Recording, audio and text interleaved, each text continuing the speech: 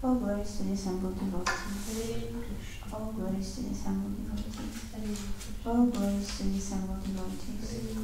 All glories to Sri Guru and Gauranga. All glories to Sri Prabhupada. Om Namo Bhagavate Vasudevaya. Om Namo Bhagavate Vasudevaya. Om Namo Bhagavate Vasudevaya. Om Namo Bhagavate Vasudevaya. Om Namo Bhagavate Vasudevaya. Om Namo Bhagavate Vasudevaya. Welcome to today's lecture of Srimad Bhagavatam. I thought there would be more people because my plan was to make it interactive. But I don't want to question just one person. So, yeah. So today we will continue to talk about Puranjana, but I'm not going to talk so much about the story because we heard it so many times, and I think other devotees as well explained. What Narada Muni is now doing is just clarifying to King Prachina Balishad about what things mean in the story, because it was a metaphor. So then the king says that he's not so intelligent to understand. So therefore he wants Narada to clarify. So we'll start by reading the verse in Sanskrit. Narada Vacha Purusham Puranjam Vidyat Purusham Puranjanam Vidyat Purusham Puranjanam Vidyat Purusham Puranjanam Vidyat Yadvyanak Tyatmana Puram Yadvyanaktyatmana Puram Yadvyanaktyatmana Puram Yadvyanaktyatmana Puram Ekadvitri Chatushpadam Ekadvitri Chatushpadam Bahupadam Apadakam Bahupadam Apadakam Narada Vacha Purusham Puranjanam Vidyat Purusham Puranjanam Vidyat Yat Vyanaktyatmana Puram Yat Vyanaktyatmana Puram Ekadvitri Chatushpadam Ekadvitri Chatushpadam Bahupadam Apadakam Bahupadam Apadakam Narada Vacha Purusham Puranjanam Vidyat. Purusham Puranjanam Vidyat. Yat Vyanaktyatmana Puram. Yat Vyanaktyatmana Puram. Ekadviti Chatushpadam. Ekadviti Chatushpadam. Bahupadam Apadakam. Bahupadam Apadakam. Would you like to try? Narada Vacha. Purusham Puranjanam Vidyat. Purusham Puranjanam Vidyat. Yat Vyajnatmana Puram. Yat Vyanaktyatmana Puram. Ekadviti Chatushpadam. Ekadviti Chatushpadam. Bahupadam Apadakam. Bahupadam Apadakam. Narada Uvacha.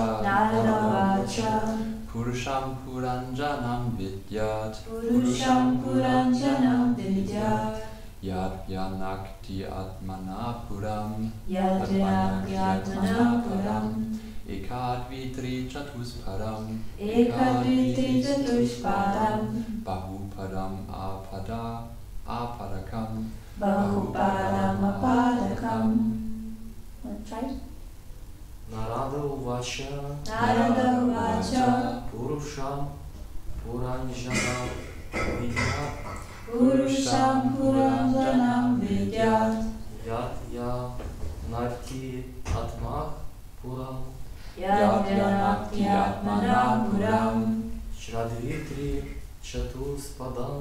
Ekadviti Chatushpadam.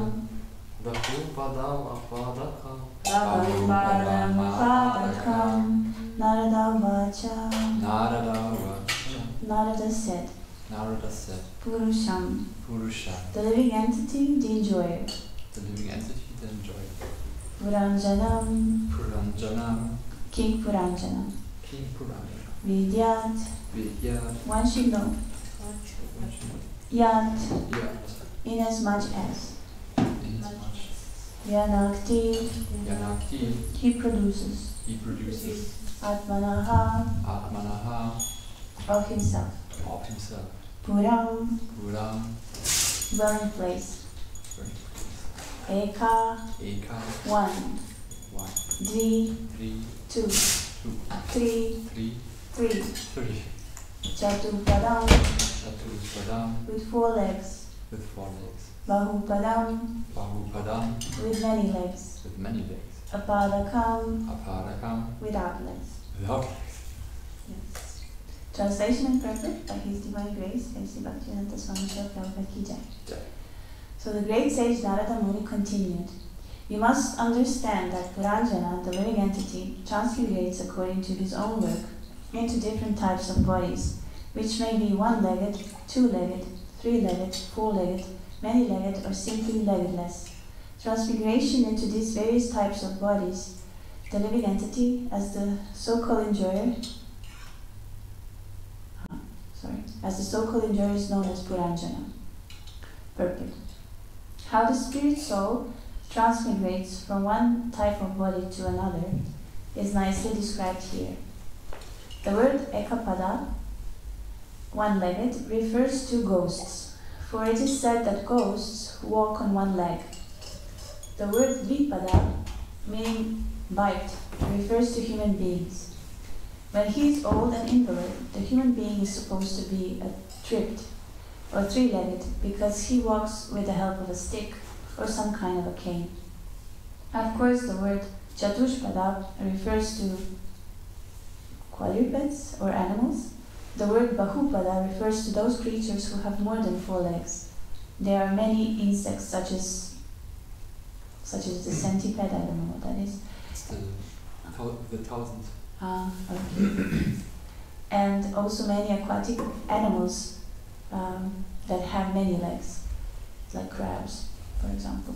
The word apadaka, meaning without legs, refers to serpents. The name Puranjana indicates one who enjoys possessing different types of bodies. His mentality for enjoyment in the material world is accommodated by different types of bodies. So the verse again. The great sage Narada Muni continued, "You must understand that Puranjana, the living entity, transmigrates according to his own work into different types of bodies, which may be one-legged, two-legged, three-legged, four-legged, many-legged, or simply leggedless. Transmigrating into these various types of bodies, the living entity, as the so-called enjoyer, is known as Puranjana. Om Gyarati Mirandasya Gyananjana Shalakaya Chakshuri Militam Yena Tasmai Shri Gurave Namaha. Shri Chaitanya Manobhishtam Stapitam Yena Bhutale Swayam Rupam Kadamaya Dadati Svapadantikam. I was born in the darkness of ignorance, and my spiritual master opened my eyes with the torch of knowledge. I offer my respectful obeisances unto him. When will Srila Rupa Goswami Prabhupada, who has established within this material world the mission to fulfill the desire of Lord Chaitanya, give me shelter under his lotus feet? Vandeham Shri Guru Shri Yuta Padakamalam Shri Gurum Vaishnavam Scha Shri Rupam Sagrajatam Sahagana Raghunantam Vitam Tam Sajivam Sadvaitam Savadutam Parijana Sahitam Krishna Chaitanya Devam Shri Radha Krishna Padam Sahagana Lalita Shri Vishakam Vitam Scha. I offer my respectful obeisances unto the lotus feet of my spiritual master and unto the feet of all Vaishnavas. I offer my respectful obeisances unto the lotus feet of Srila Rupa Goswami along with his elder brother Sanatana Goswami, as well as Raghunath Das and Raghunath Bhatta, Gopala Bhatta, and Srila Jiva Goswami. I offer my respectful obeisances to Lord Krishna Chaitanya and Lord Nityananda along with Advaita Acharya, Gadadhar, Shivas, and other associates. I offer my respectful obeisances to Srimati Radharani and Shri Krishna along with their associates Shri Lalita and Vishaka. Hey Krishna, Karuna Sindhu Dinabandhu Jagatpate, Rupesha Rupakantara Kantara Mustate. O my dear Krishna, you are the friend of the distress and the stores of creation. You are the master of the gopis and the lover of Radharani. I offer my respectful obeisances unto you. Tapta Kanchana Gorangi Radhe Vrindavaneshwari Vrishabhanusute Devi Pranamami Haripriya. I offer my respects to Radharani, whose bodily complexion is like molten gold, and who is the queen of Vrindavan. You are the daughter of King Vrishabhanu, and you are very dear to Lord Krishna. Vanchakalpatarubhyascha kripa sindhubhyaivacha patitanam pavanebhyo vaishnavebhyo namo namaha. I offer my respectful obeisances unto all Vaishnava devotees of the Lord. They can fulfill the desires of everyone, just like desire trees, and are full of compassion for the fallen souls. Shri Krishna Chaitanya Prabhu Nityananda Shri Advaita Gadadhara Shivasti Gaura Bhakta Vrinda. I offer my obeisances to Shri Krishna Chaitanya Prabhu Nityananda Shri Advaita Gadadhara Shivasa and all others in the line of devotion. Hare Krishna, Krishna Krishna, Hare Hare, Hare Rama, Rama Rama, Hare Hare. So I found it nice to read this because we always say them in Sanskrit, but we forget the meaning. So then it makes more sense because then it's a prayer. So we have again the story of Puranjana, and this Puranjana story has been really going on for months now. So I think everyone made some contribution to it. So at the beginning I said that this chapter of Srimad Bhagavatam, it talks about like King Prachinabhaish, that he asked Narada Muni to explain to him like in details what certain things mean, because we know that the story of Puranjana is actually a metaphor. So he was not sure what means what. So now what Narada Muni is doing, he's just explaining it to him. And I wanted to ask first, like before I continue to my verse, which is not, I will talk about like transmigration of the soul and reincarnation, because even though we come to Bhakti Yoga and Krishna consciousness, I have a feeling, at least I'm talking, whenever I say I have a feeling of something or I see it because I see it on myself, is that we sometimes forget about the fact that we are not this body, and it's not like forgetting in the sense intellectually we know, because we read the scriptures and everywhere it is said that we are spirit souls, we are servants of Krishna. But illusion is so strong that actually every day when we wake up, we think we are this body, we think that we are this mind, these thoughts and everything. So I will talk a little bit about that. And there are two more stories which are quite similar in the sense of the message that they present from Srimad Bhagavatam, and I will talk about them a little bit. It also talks about how we change these bodies, how we are not this body, and so on. And the story of Puranjana is also similar to it, because it's a metaphor to the living entity. And when Puranjana lives in the city, he lives in the city of 9 gates, I think, yeah, or 7, 9. So it's a body, and then how he has this wife, which represents many things. It represents intelligence, it represents sometimes the mind, it also represents a disciple, and it also represents illusion. So depending on what Srila Prabhupada is talking about or what Narada Muni is talking about, in that sense we should perceive how the term is being used or what is the message that is going to be said. But in this previous chapter, we discussed how Puranjana becomes a woman in next life. So this is again talk about the transfiguration of the soul. So this is what we learned here. So I wanted to ask both of you first, like, can you share like what inspired you? And you can take the microphone because so like what inspires you in this story, what you found fascinating, what you remember, or would you share it sometimes with some people, and why? Like, so let's make it practical, not just listening about it. So after all these months that you listened, so what can you say? Like, what inspired you? What made you curious? Something that you would like to share?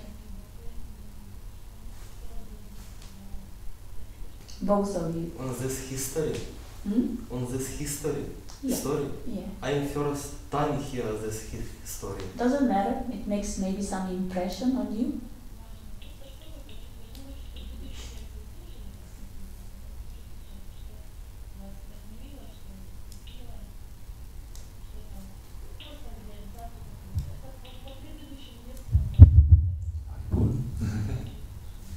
Should I start?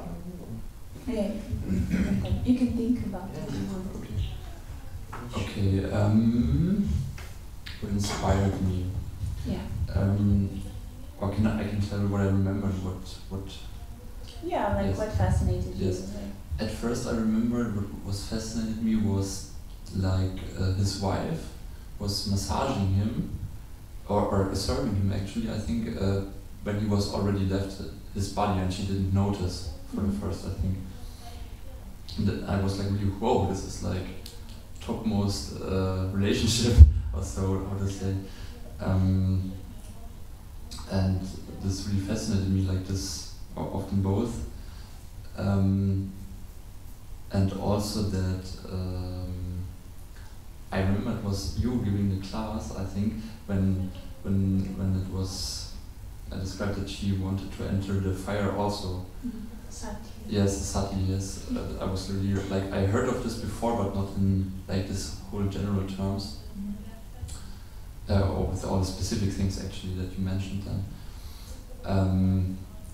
And also what fascinated me when this Brahmana came to Puranjana then and said, hey, I was with you long time ago, but you didn't, I think he said like you didn't want to be friends anymore, or something like this, in my own words. Yeah. Yes. And you went away. It was quite funny, like this allegory. Allegory is it in English, right? With the Purusha in our heart and ourself. Yeah, that's the main points I would say. Okay. And how do you see it, like in your life? Like, is it practical for you, this story, when you read about it? What does it tell you about you when you read the story? About me? Yeah, because you're actually the living entity. It makes me maybe realize the Paramatma inside me, myself, a little bit more, like a little bit more, and the relationship between. It's like a really good description how it is, or how we can see it, and in this way I think it's also practical because it makes it easier to understand. Yeah. But do you see also yourself as a person who is suffering in the city of 9 gates? Yes. Okay. Definitely. Okay, thanks. Thank you. Would you like to say something? Like anything, whatever. Я ничего не вспомнил. Не вспомнил ничего. Забылся. You can say it in the microphone and then she can hear it. Сколько лет я слушал, я ничего не запомнил и все забыл. He doesn't know what to share. Okay. Maybe Dina could. So, yes, I was asking people in the, I can read the verse for you, but I was asking, you don't have to know the verse or hear the verse to answer what I asked. And because we talked about this story, Dino Prabhu, because we have not speak to you, because we talk about this story about Puranjana, you know, you heard it so much, like through it, like so many devotees spoke about it. So I asked them if they could share something that made an impression on them from the story, like what you remember from the story that was like fascinating for you. That's the first question, and then I'll ask you the second one. And you have to speak on the microphone because of Gora Premanandi. I speak German. I speak German. Yeah. Es ist ein Vergleich. Ich finde es sehr gut. Es ist ein Vergleich und es ist sehr tief. Es ist sehr tief. Mehr kann ich jetzt gar nicht sagen.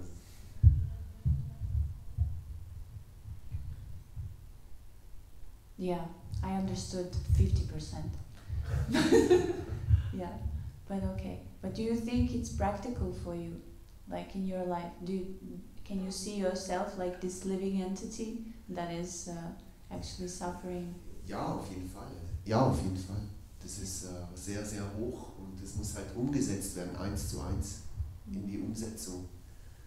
Und ist eine hohe Metapher. Ja. Ja. Sehr hohe Metapher.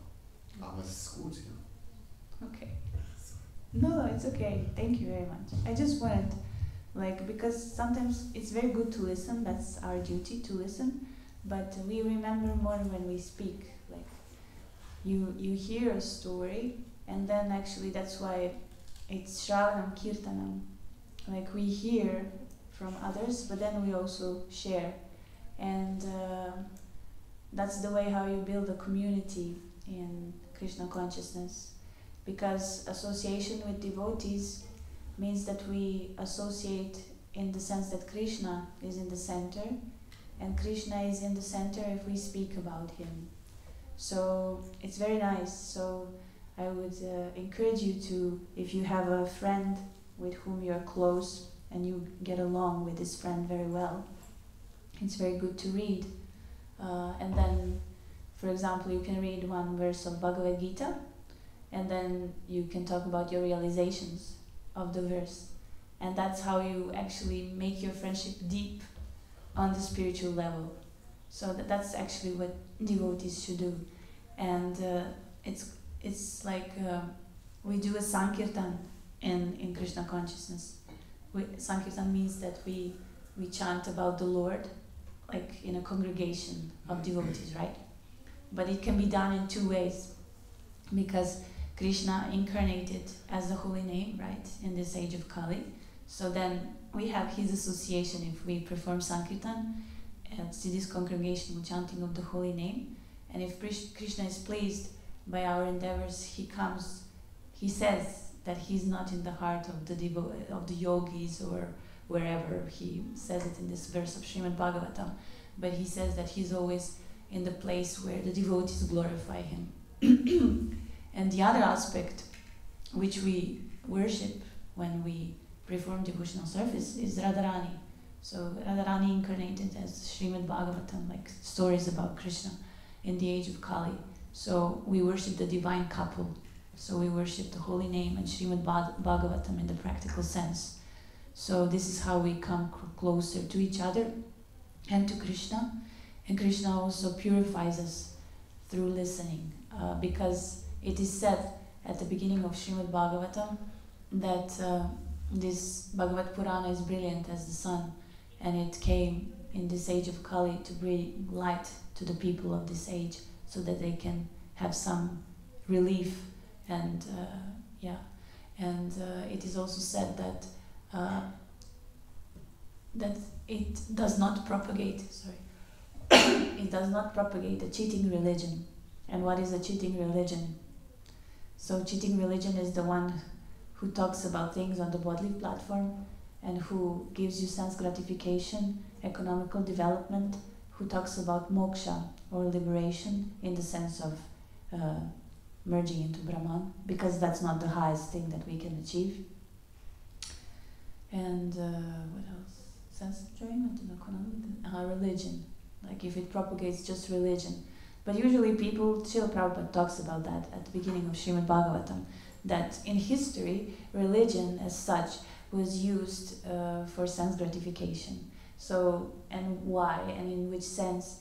It's because people would pray for something. So it's a material motivation, right? Give us our daily bread, and so on. It's not like that we are, of course there are aspects of Christianity where there is talk about that we are servants of God, of course, but mostly people would pray to God to gain something. So in the sense, religion was used for these things. And I'm talking about religion in Europe, which I know, but the Vedas, they also are like guidebooks for the spirit soul in this universe, which means that in whatever, human form of life or demigod form, you are born in, and in whichever gunas you are born in, which means whether you are under the influence of tamas, which is the mode of ignorance, or rajas, which is the mode of passion, or sattva guna, which is the mode of goodness. If you follow the rules of the Vedas, you can get elevation and, I don't know, how you say that, advance in your reincarnation as such. So Srimad Bhagavatam is totally pure. And why? Because it only talks about devotional service to the Lord. So, and that's what we should hear, and that's actually how we elevate ourselves. So to go back now on this verse, so what is talked here is about transmigration of the soul. So Narada Muni explains that when he was talking about this metaphor and allegory in this story, he was talking about the living entity. So the living entity is the one who lives in a city of 9 gates.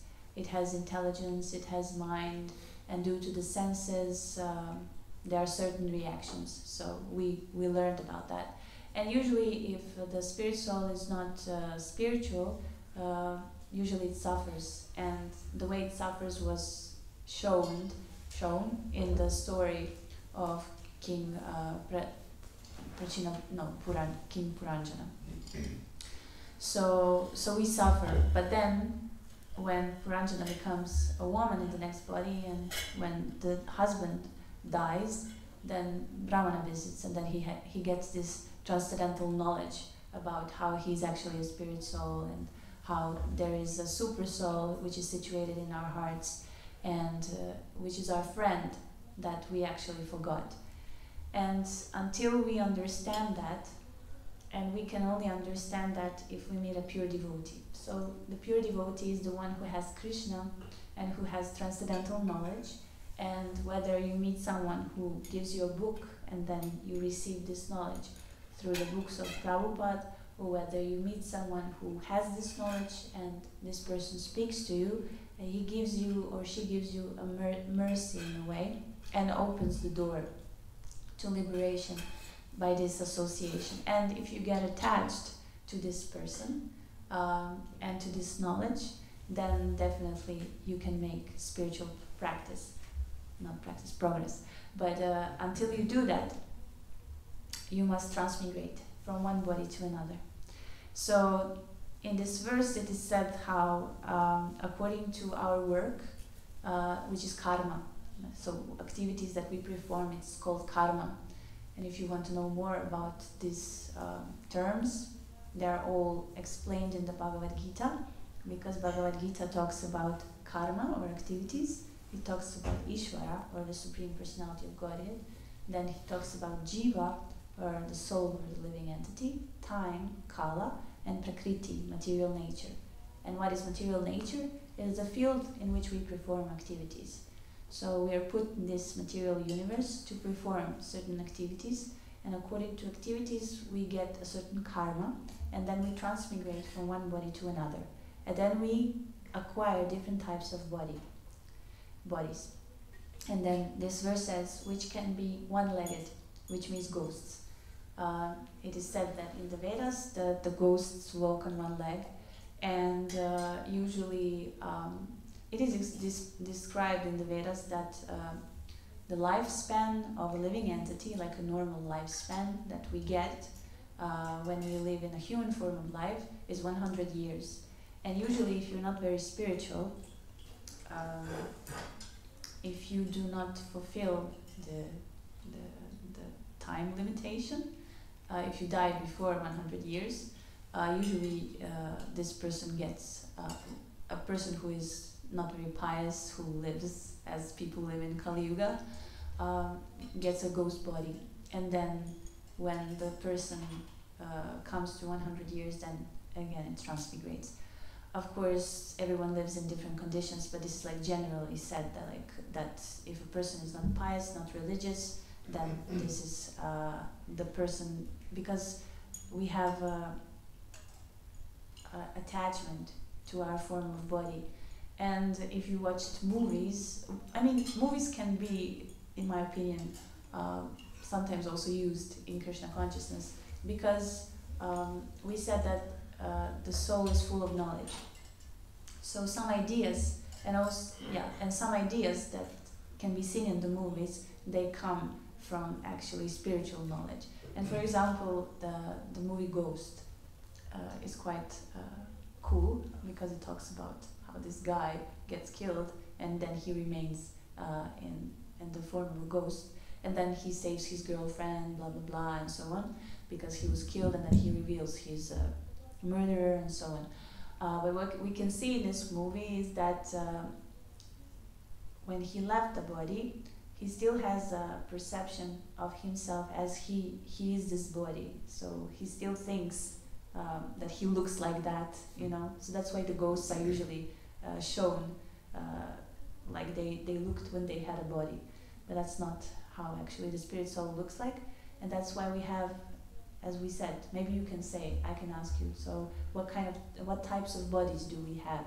We have a material body and? Subtle. Yeah. And subtle body is made of what?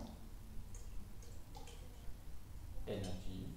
Yes, there are three things that the subtle body contains. And Puranjana, the story of Puranjana talks about it also. One is the false ego. Yes? Seelengeist, falsches Ego.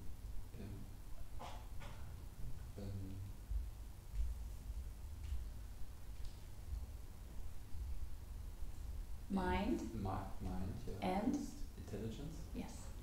So this is the subtle body. And if the body, if the mind perceives you think you're this body, that means that you think you look like that, right?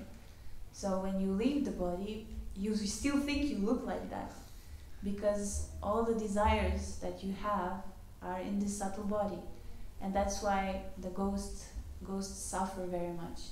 And in this movie you can see it, because you have like certain ghosts there who want to eat because they want to taste, but they don't have a body and they cannot taste.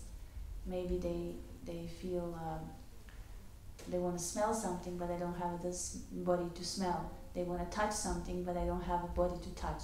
So that's why we need the gross body to actually fulfill the material desires, right? So the ghosts suffer in this way, and because of this desire for sense gratification, they want to possess other people's bodies. because of that, that's also what is explained, not just in the Vedas, but in other scriptures, and also people have experiences with this. So what we can do is like purify them with the Mahamantra. Mahamantra always works, and that's why my mentor, he would sometimes go to houses which were haunted by ghosts, and then he would say, like I would ask him, I don't know, where have you been? And then he said, in this and this city, and I would say, like, why? And he said, well, we are, you know, the modern Ghostbusters, you know, the movie Ghostbusters. So they would, in this movie, which is science fiction, people, they actually capture ghosts, but the devotees, they do kirtan. So they purify the space from these living entities. And yeah, we purify them by that. And there's a nice story. I guess I won't be speaking what I prepared, but because a lot of things come to my mind. There's a story of that we should be very careful even when we chant the holy name of the Lord, because we should chant it purely, and we should chant it without offense, and especially we should not be wanting bad things to happen to other persons, because Bhaktisiddhanta Saraswati, when he was a kid, he was traveling with his father, and I cannot remember the place where they were in India, but so they were on a pilgrimage and they needed a place to stay, and they stayed in this abandoned temple, and the next day they met few villagers, and the villagers asked them like, oh, you are pilgrims coming from where, and where did you sleep this night? And then they mentioned how they slept in this abandoned temple, and they were quite surprised, because they said like, why did you sleep there? Because this place is haunted by a Brahmana ghost. And this Brahmana ghost was a person who was a Brahmana, of course. I don't know in which disciplic succession he was, or Sampradaya, but he was chanting the holy name of the Lord. But he was very naughty, and he was, I guess, making offenses. And because of these offenses, when he left his body, he didn't leave it in a right consciousness, right? So he got a ghost body. And he would frighten people in this abandoned temple. And then Bhakti Vinod Thakur, father of Bhaktisiddhanta Saraswati, he said, yes, we have met him, and he will not no longer disturb people there, because Bhakti Vinod Thakur had this, he was a pure devotee, so when he chanted the holy name of the Lord, the name had the potency. It's also good that's why we should chant with advanced devotees, because it purifies us, because of the potency they have in chanting the holy name. So basically, Bhakti Vinod Thakur, he purified the ghost, and the ghost left. I don't know where. Maybe he got a new body, or he just had the opportunity to continue. And so whatever, and you know, devotees are very compassionate, and they usually want other people to advance or to become liberated and to go back home, back to Godhead. So be careful in that sense. Like, we should always be very careful with our consciousness. Sometimes it's very difficult, but that's why we have sadhana. Sadhana is here. Sadhana, our discipline that we follow every day, is here so that we can control our mind, and that, of course, it's not only us. It's like, it's very much connected with the story of Damodar. Like, you know how Mother Yashoda, she wanted to tie Krishna, and every time she wanted to tie a knot, the rope was 2 fingers short. So one finger represents endeavor of a devotee, and the other finger represents the mercy of Krishna. So you have a sadhana and discipline, if we go back to the story of the ghost and chanting. So we have a sadhana or discipline which we follow, and it's our endeavor, but then we need mercy, right, from Krishna. If he's pleased with us, then we will get a certain result. So this is like how we control the mind. And Bhagavad Gita says that whatever we think at the time of death, that is what we will accomplish. So if one thinks of me at the time of leaving his body, he will come to me. If you think of other things, you will go there. And the Puranjana story talks also about that, like how King Puranjan, when he was leaving his body, what was he thinking of? So, what was he thinking of? It's a question. This woman. Yes. So that's why he got the body of a woman in the next life. So these are just certain things like how we should be careful, like what we think of. But then at the same time, there are so many examples. Jai Jai Jagannath Sugat Maharani, Jai Jai Shishigunitai, Jai Jai Yashoda Mai Damodar Ki Jai. So, yeah, now that I remember what I want to say. Yeah, so we should be careful what we think. Yeah, I know what I want to say. But because devotees, they give so much to Krishna, and there are many examples of it, because there are a lot of books which are written by the devotees or devotees who witness the passing of other devotees, right?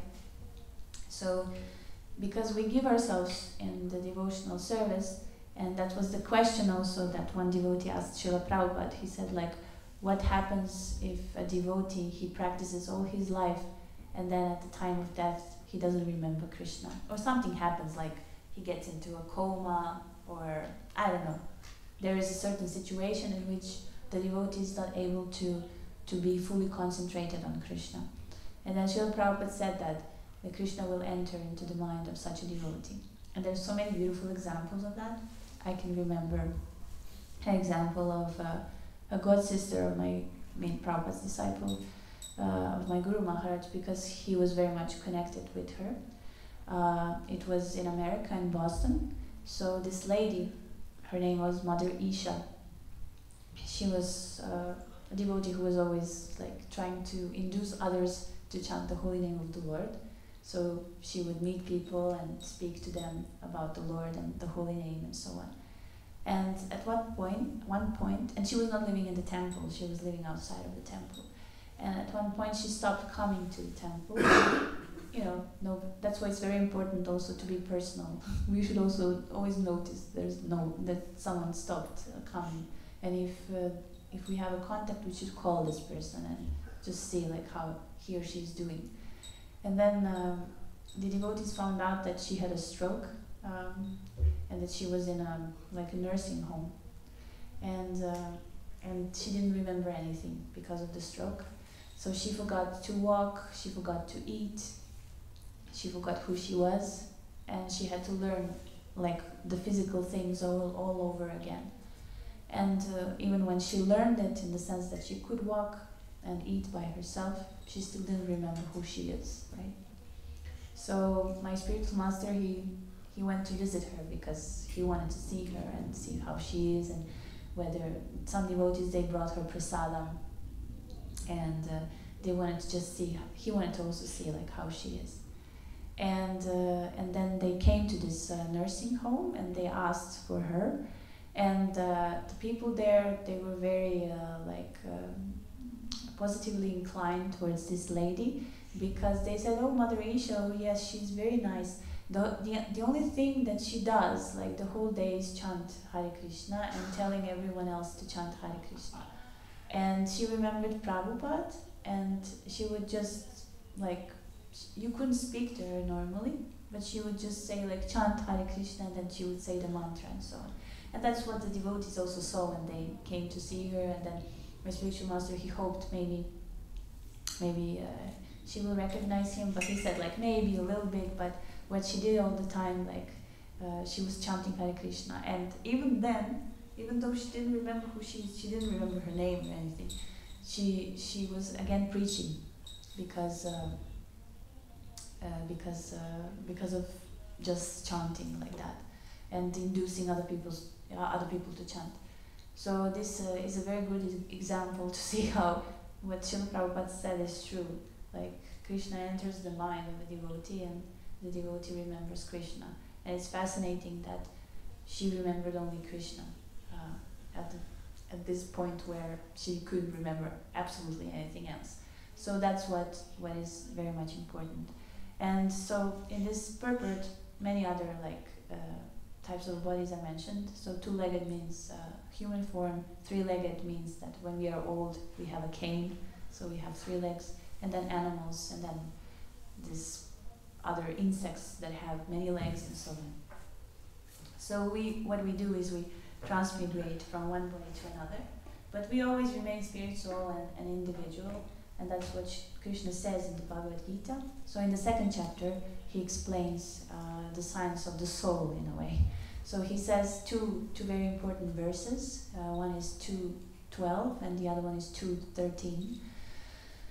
Natvevaham jatunasam natvam nemine janadi paha nachaiva nabhishyamam sarvevayam atahparam. Never was there a time when I did not exist, nor you, nor all these kings, nor in the future shall any of us cease to be. So this is a very important verse because it talks about the individuality of Lord, God, Supreme Person, and of the soul. So we are both individuals who always existed, but the difference is that we are very small and the Supreme Personality of Godhead is very big. And we come from Him, we are parts and parcels of Him. And because God is, Krishna is Sachitananda Vigraha, He has a body which is eternal, full of bliss and knowledge. He doesn't change His body ever. Whenever He incarnates on this planet, He incarnates in His spiritual body. He comes as He is, with all the potencies and so on. And therefore He never loses knowledge. He remembers everything. He's all-knowing and so on. But the spirit soul, because it's small, and when it changes the body, then it forgets. So actually we forget what we were in our previous lives. But sometimes, of course, there are examples where people can remember, especially children. I was watching that documentary of this one boy. I forgot how old he was, like 3 or 4 years old. And he said that he was a pilot in, I don't know, Second World War, and that he died at this place, and that his family was this and this and so on. And his parents were intelligent enough to check these things, and they really found his family. He said his name, so they found him, and they found how he died, and that he was a pilot and so on. So this little boy, actually that soul, he got I think introduced with his family, and that he remembered them and he spoke about them. So it's quite interesting. And we sometimes think that, we are very sentimental, I would say that. And I will explain why. Because, we know that when we are devotees, we know that we are karmically connected in a way. Because we meet people from our spirit, their previous lives and so on. And we have a certain karma with them. But then we think like, oh, maybe in our next life we will be with this person or that person, and this person will be this. But for example, from this example of this boy, we can see that he was not so attached, or he didn't have this karma to stay with his family. So he came to another family. So he had another mother and father who were not so much connected to him in this way from the previous life. So we should understand that actually we are not connected so much with each other. And the story that talks very much about that, I really like that story, and I will just mention it, is the story of King Chitaketu. So he wanted to have a son very much, and he was performing all these austerities. And he approached, I think, Narada Muni, or some saint, I don't remember which one, but Narada Muni is also in the story. And I think in the 4th or 5th canto you will read about it. But the thing is that he was performing all these sacrifices, and I don't know, this sage, he thought like maybe now when he's so purified he will wish for something that's transcendental. But he didn't, he wished for a son. But again, his wish was a bona fide wish because he was a king. So he needed a son because he had to leave the kingdom to him. And this is also one aspect of dharma. Like if we perform certain function like a king, then we have certain responsibilities towards others, and we want to benefit them. So he actually he had this desire for benefit of others, but still it was a material desire.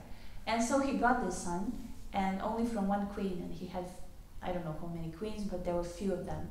And the other queens were then jealous, because this queen who had a son, Chitaketu Maharaj, he became very affectionate towards her, and then he was neglecting the others, which is also not good. So Actually, when a man has more wives, he should treat each of them equally. Otherwise, he should not have so many wives.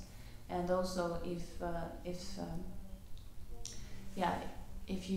you give more affection to someone than the other person, especially if it's not if the person is not spiritual, will become jealous, and then you will have trouble. So what happened is that these other queens, they killed the boy, and you know, Chitraketu Maharaj, he was lamenting totally. And I think his I couldn't find the name because I didn't have the time, but the name of the son means that he gives happiness and distress. So it's a Sanskrit name, but the meaning of it is the giver of happiness or distress. And then he was lamenting so much. And that's the scene which I wanted to read for you, is where he laments because he lost his son and his queen is totally like desperate. And then Narada Muni comes. And what Narada Muni did is something very wonderful. So by his mystic power, he brought the soul of the king's dead child in the vision of everyone. So he brought up the soul, and then immediately the room became effulgent with blinding brightness, and the dead child began to move.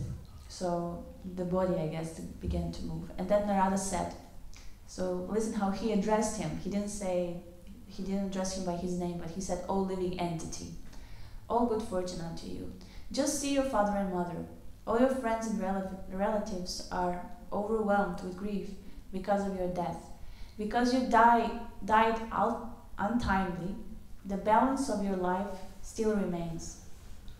Therefore, you may re-enter your body and enjoy the remainder of the years allotted to you in this body with your friends and relatives, and later you may accept the royal throne and the opulences given by your father." So basically what he's saying to him, like, well, you can come and just continue with your life. And then this living entity, it really entered the body. And then the child who has been dead sat up and began to speak, not with the intelligence of a young boy, but with the full intelligence of a liberated soul. And then he said, "According to the results of my material activities, I, the living being, transmigrate from one body to another. Sometimes I go to the species of demigods, sometimes to the species of lower animals. Sometimes I incarnate among the vegetables, and I appear sometimes also in human species. In which birth were these two people my father and mother?" So he's asking, like, okay, you brought me here, and you say this is my father and mother, but I reincarnated so many times. So of which life are you speaking of? Because he's totally liberated, so he knows that he had all these lives, and he's not like materially conditioned as this boy who only has knowledge of this mother and father. And then he says, "No one is actually my father and mother. I have had millions of so-called parents. How can I accept these two people as my father and mother? The Vedas teach that the eternal living being enters a body made of material elements.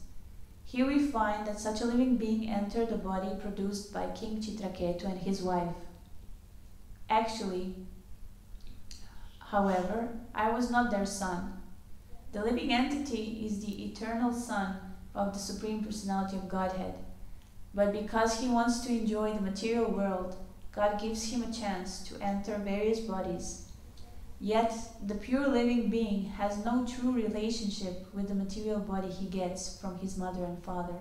Therefore, the soul who had taken body of Chitraketu's son, so this boy, he denied that the king and queen were his parents. And this soul continued. In this material world, which is like a swiftly flowing river, all people become friends, relatives, and enemies in due course of time. They also act neutrally and in many other relationships. But despite these various transactions, no one is permanently related." So Chitraketu was lamenting for his son, who was now dead, but he could have considered the situation otherwise. The living entity, he could have thought, was my enemy in my last life, and now having appeared as my son, he prematurely left just to give me pain and agony. So that's actually what happened. He was his enemy in his previous life, and he just was born as his son to make him suffer. So it's also like, sorry to say, but some people desire children, but they don't know what they will get, because we are not that pure. And of course, devotees, they can invoke a purer soul, and maybe even a pure soul. Usually we don't end up. We end up with problems and so on. Especially if you're not performing this, I forgot the name of this, samskara. Anyway, you have to chant and you have to perform all these rituals before you even consider to have a child and so on. And perform all this like samskaras even when the child is born and so on. So that's why it is said that one should not be a mother, father, husband, wife, a spiritual master, if he doesn't know how to actually liberate its subjects from the samsara, or the cycle of birth and death. So as explained in the Bhagavad Gita, it is not by any father or mother that the living entity is given birth. The living entity's true identity is completely separate from the so-called father and mother. By the laws of nature, the soul is forced to enter the semen of a father and be injected into the womb of a mother. He cannot directly control the kind of father he will get. This is automatically determined by his activities in previous lives. The laws of karma force him to go to different fathers and mothers, just like a commodity that is bought and sold. So just like we're going, I don't know, through Zurich, and we need a place to stay. And sometimes we get an apartment, sometimes we got kicked out of the apartment, then we get this apartment. This one is good apartment, like good body. This one is bad apartment, bad body. So this metaphor is also given. So, and this is very sweetly said in a way, as the soul transmigrates through different bodies, everyone in every form of life, be it human, animal, whether it's a vegetable or a tree, or a demigod, everyone gets a father and a mother. This is not very difficult. The real difficulty is to obtain a spiritual father, so a bona fide spiritual master. Therefore, a duty of a human being is to search out such a spiritual master, for under his guidance one can become free from the cycle of reincarnation and return to his original home in the spiritual world. So basically, we are eternal, and as I said, we need association of the devotees and their mercy, and especially the mercy of the spiritual master, because by his mercy we will get Krishna. It is said in the Chaitanya Charitamrita that all living entities are circling throughout the material universes. Sometimes they are in higher planetary systems, sometimes they are on Earth, sometimes they are in the lower planetary systems. And this can go on eternally because karma is eternal. And even this material world, its appearance and disappearance is eternal. It will always exist because there will always be someone who will want to materially enjoy, because God is unlimited and therefore there are unlimited number of spirit souls. But if in this cycle of samsara, if the good fortune arises for the spirit soul, then he will meet a spiritual master, but by the mercy of Krishna. And then, by the mercy of the spiritual master, he will get Krishna. So, if we really have this desire, and if we are repulsed by the material world, if we really can at least intellectually understand that we are not this body, that we are the spirit soul, and that nothing is actually connected to us. Like, my husband is not my husband, he's a spirit soul. My mother is not my mother. I just got her due to my karma, and my father, and I have nothing to do with them. But this doesn't mean, sometimes people, they say, oh, I don't want to associate with these people, and then they have this aversion. But aversion is another sign of attachment. So if you're totally cool and you have this understanding, like peaceful understanding of who you are and who these other persons in your life are, then this is the right understanding. But to get this understanding of that we are the spirit soul, we need the mercy of the spiritual master. And so we have to be resentful. I mean, we have to be resentful of the material world, or want something that is above, so that transcends the material world, because only then we start to cry. And that's what I like that, and I have my personal experience of it, and it comes from the teachings of Gaur Govinda Swami, which come actually from all our acharyas, but he was the one who articulated it. So he said that if you want a spiritual master, then you have to cry, and you have to cry to Krishna. Actually, you want Krishna, but you have to cry to him to send you a spiritual master. And this comes from the sincerity in the heart, that I really want to know who I am, I don't belong here, and so on. And then Krishna sends the spiritual master. And we know that, like this Brahmana, you know, in the story of Puranjana, he's his very old friend. So this is a super soul.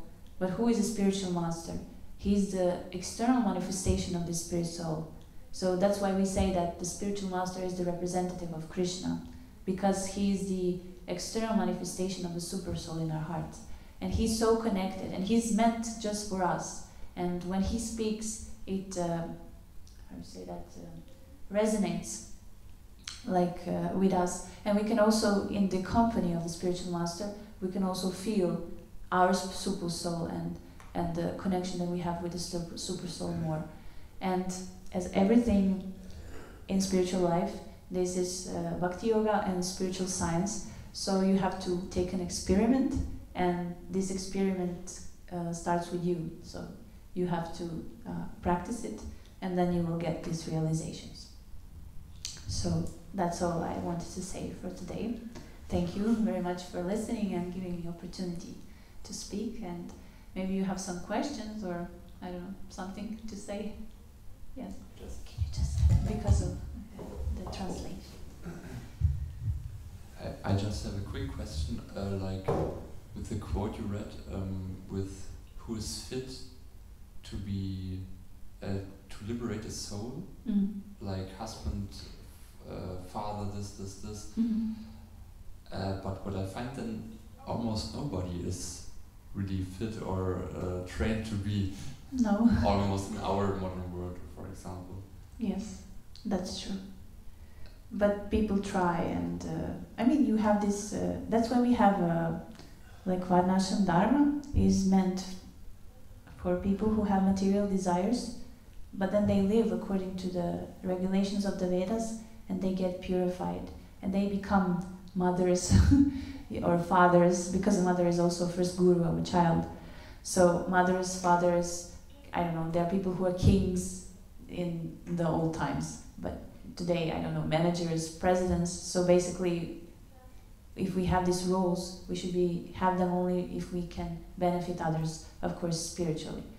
But if we're not that perfect, then we try to do our duty in the best way we can, according to the principles. And this, what you said, is that's why usually people who are on the spiritual path, if they have this understanding of this verse, and if they have this realization, and also if they have the realization of themselves and where they live, and that this is Kali Yuga and that how it's difficult, usually they will renounce everything. But the renunciation will not come from aversion, as I said, but from really understanding of who I am, like that I'm a spirit soul, and that's actually, I don't know, I have no need to do all these things that people maybe do in the material world. I want something else. So there are people who live like that, and it's possible. And what you said also is true. Like Bhaktivinoda Thakur, he had, I forgot how many kids, but a lot of kids. And I think only 2 of them were devotees. Yeah. And others were like normal people. But he was a pure devotee, and so on. And also Prabhupada was pure devotee, and his kids also didn't. Maybe 1 son, I think. And his sister, of course, but okay, she's a sister. So it's very relative. And also even when you read Chaitanya Charitamrita, I think Advaita Acharya, he had 6 sons or maybe less, and only half of them became devotees and half didn't. and so on. And he's an incarnation of Vishnu and Shiva. So, yeah, this is how things work. So we should actually understand from all these examples and stories like who we are. And you know, in Bhagavad Gita it is described as one pointed determination. Like, I want to go home back to Godhead. So. Yeah. Thank you. Yeah. Anyone else would like to say something? Well, thank you for your attention and have a nice day. Hare Krishna. Hare Krishna.